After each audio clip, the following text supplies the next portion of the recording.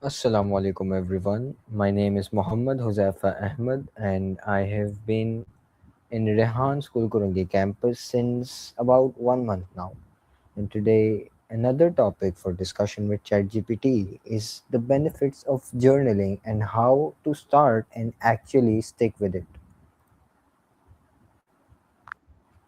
Hey ChatGPT, today the topic of discussion with you is the benefits of journaling and how to start and actually stick with it. I love that topic. Journaling can be so powerful. I mean, it can help you process emotions, gain clarity, track goals, and even spark creativity. Are you thinking of a specific style, like a bullet journal, or more free-form writing? Yes, we'll get to that later, but first tell me what exactly is journaling itself? Is it just writing down your day, or is there more to it that we don't know about right now? That's a great question. So, journaling is basically a personal practice of writing down thoughts, feelings, or experiences, but it's really flexible. It could be daily reflections, dream logs, gratitude lists, or even creative writing. The key is it's a tool for self discovery or just a way to organize your mind.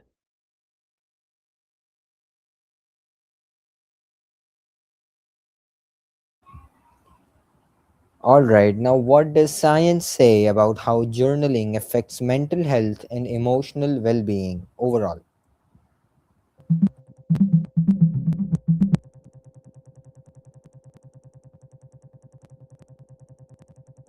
Research shows that journaling can have positive effects on mental health, including reducing symptoms of anxiety and depression. Studies have found that writing about emotions can improve mood, help with emotional processing, and even support physical health, like better immune function. The effects tend to be modest but consistent, and the practice works best when done regularly and intentionally, alongside other wellness strategies.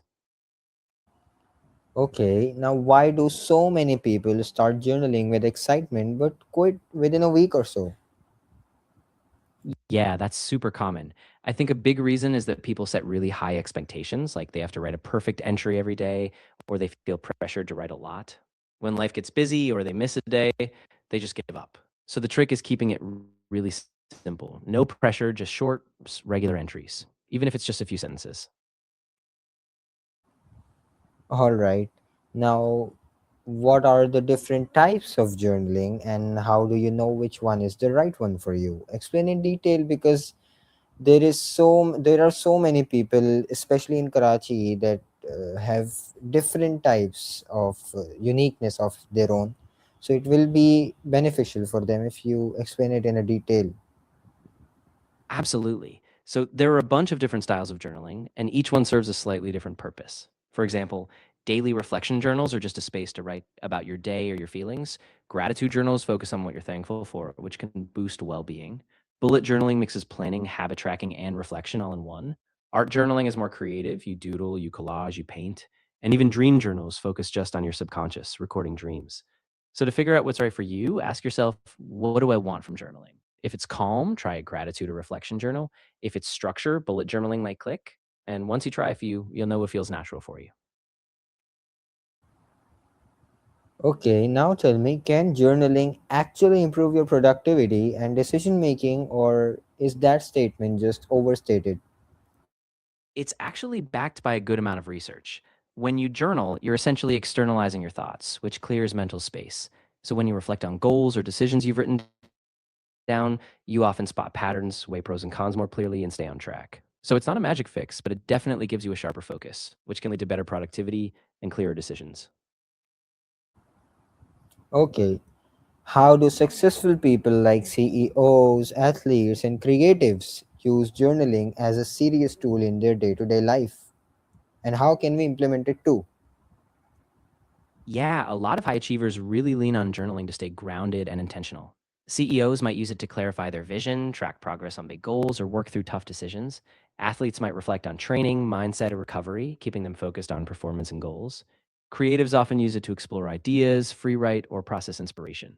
So to implement it, you can start small, just a few minutes each morning or night, and be really intentional. Maybe set a theme like gratitude, goal tracking, or reflection, and just stay consistent. It's the routine that really drives the impact. All right. Does journaling have to be long and detailed to be effective, or can it be done in 5 minutes or so? Oh, it can definitely be short. The effectiveness isn't about length, it's about consistency and intention. Even just 5 minutes of jotting down a few thoughts or a quick reflection can give you a surprising mental boost. So if you don't have much time, keep it simple. Just be present and write something meaningful to you. All right, what's the basic difference between journaling for clarity and journaling that just reinforces negative thinking? And how can average people like us differentiate between them so it doesn't impact negatively on ourselves? That's a really important distinction. Journaling for clarity focuses on observing your thoughts, asking yourself open questions, exploring solutions, or gaining perspective. On the other hand, journaling that reinforces negative thinking often loops, just rehashing the same worries or criticisms without resolution. To differentiate, pay attention to your body and mind after. If you feel more stuck or heavy, it might be a negative loop. So, balance is key. When you journal, ask yourself if you're just venting or if you're looking for real insight or next steps.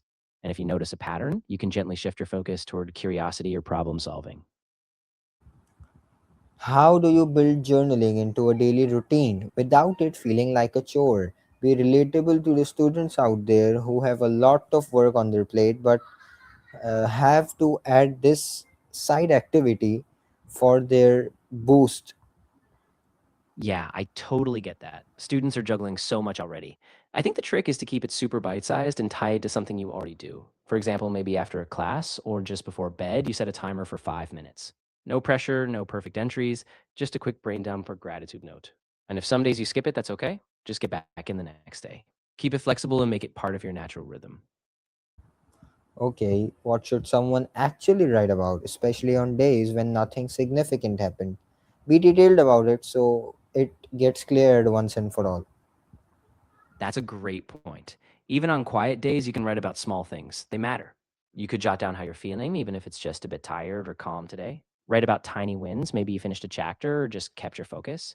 You can also reflect on routines, what worked today, what didn't. Even sensory details like the weather or a song you heard can be grounding. So it's not always about big events. Sometimes it's just tuning into the everyday.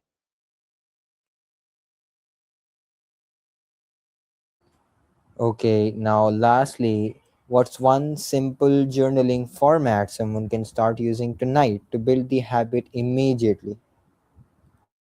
A really simple format is just the three things method.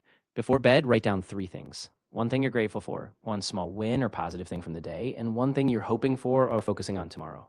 That's it. It only takes a minute, but it's a great anchor. It's positive, forward looking, and easy to stick with, so you can build the habit fast. Alright, everyone, this was the end of my discussion with ChatGPT for today. I hope you liked it. Until the next one, Allah Hafiz.